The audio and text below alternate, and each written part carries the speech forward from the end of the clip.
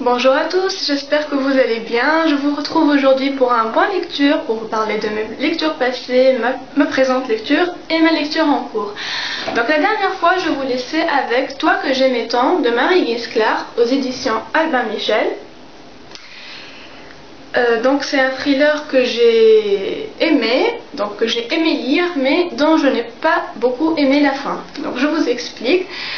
Déjà pour l'histoire, c'est l'histoire de Ellie, une fille de 7 ans qui un soir perd sa sœur aînée qui a 15 ans, qui s'appelle Andrea, donc qui a été sauvagement assassinée dans un garage pas très loin de chez elle. Donc le petit ami d'Andrea qui s'appelle Rob Westerfield va être accusé d'homicide volontaire, donc il va être emprisonné, mais la police n'a pas vraiment trouvé de preuves accablantes contre lui. C'est surtout le témoignage d'Ellie, la petite sœur, qui l'a inculpé en fait. Donc voilà, il va être mis en prison et 22 ans plus tard, Ellie, qui devient journaliste, prend connaissance du fait que Rob Westerfield a fait une demande de libération conditionnelle et que certainement cette demande va lui être accordée, puisque déjà à la base il a été emprisonné sans vraiment de preuves accablantes. Donc Ellie décide de replonger dans le passé pour fouiller, pour trouver des preuves palpables contre lui, pour l'inculper définitivement, pour qu'il paye pour le meurtre de sa sœur en fait. Donc voilà, tout le long du livre, on a beaucoup de suspense, on a toujours un élément soit qui nous éclaire l'histoire, soit qui nous embrouille encore plus. Voilà, on est pris en haleine, on veut toujours lire le prochain chapitre, etc.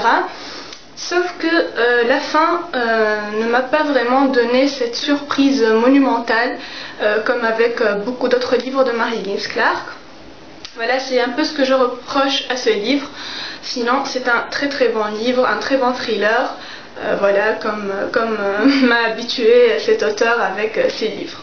Voilà, donc Toi que j'aimais tant, je vous le conseille, c'est un très très bon thriller.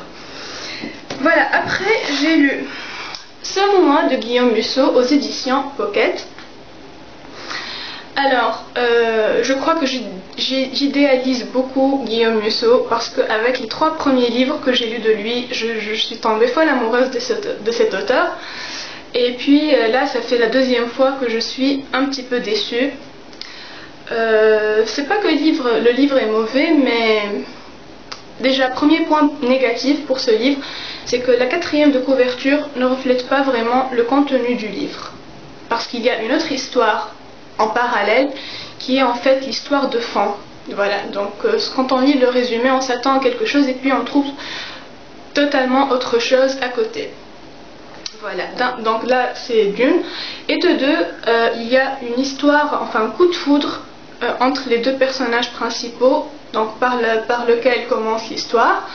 Et ce coup de foudre, vraiment, je n'y ai pas du tout adhéré, j'ai pas du tout accroché. J'ai trouvé ça irréel, improbable, je veux dire, voilà, j'ai pas du tout accroché à ce coup de foudre. Et donc, je ne peux pas m'accrocher aux 2 personnages, je ne peux pas comprendre leur histoire et tout, si déjà, le début, j'ai pas accroché. Donc pour vous parler un peu de l'histoire, c'est l'histoire de Juliette Beaumont, qui est une Française qui vit en Amérique. Donc elle était partie en Amérique pour toucher le rêve d'actrice et elle n'y est pas parvenue. Donc elle a fait des petits boulots et là elle est serveuse. Et puis voilà, un jour elle décide de rentrer en France parce qu'elle n'a pas réussi ses objectifs aux États-Unis. Et d'un autre côté, il y a Sam qui est un médecin américain qui est veuf. Voilà, donc qui se remet toujours pas de la mort de sa femme. Et la veille ou l'avant-veille du départ de Juliette pour la France, donc ces 2-là se rencontrent et, comme par hasard, après 2 mots, c'est le coup de foudre. Ils passent le week-end ensemble, des nuits, 2 nuits magiques d'amour, etc., d'étincelles, et moi j'y crois pas du tout. Voilà, et donc dès que déjà Juliette et Sam vont se mentir sur leur... voilà, elle sur son boulot et lui sur son état de veuvage. Voilà, donc par peur de s'attacher de son côté à Sam et par honte donc pour Juliette, ils vont se mentir. Et puis donc après ces 2 nuits folles, Juliette donc part pour la France et dès que l'avion décolle, il y a un accident et c'est le crash. Et voilà. Donc là, on nous laisse en suspense. Donc la quatrième de couverture, quand je l'ai lu, moi j'ai vraiment eu le frisson quand j'ai lu à peine l'avion de la jeune femme a-t-il décollé qu'il explose en plein ciel. Là vraiment j'ai eu le frisson quand j'ai lu cette phrase. Et puis voilà, mais pourtant l'histoire est loin d'être terminée. Voilà, donc il y a un peu de surnaturel comme d'habitude avec Guillaume Musso et tout ça. Sauf que voilà, il y a une autre histoire comme je vous ai dit en parallèle. Et voilà. C'est vraiment pas mon préféré de Musso, j'ai vraiment préféré d'autres comme Seras-tu là ou Je reviens te chercher.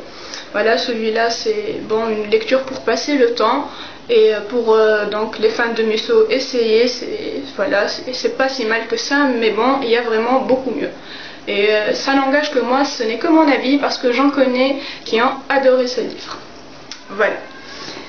Donc ma lecture en cours, enfin je le lis, c'est Un jour de David Nichols aux éditions 10-18. Donc voilà ce beau livre que je voulais depuis longtemps et que j'ai galéré à avoir, et voilà, donc enfin je le lis. C'est une lecture commune avec French Orchidea, donc je suis très heureuse de faire cette lecture avec elle, enfin une première lecture commune entre nous.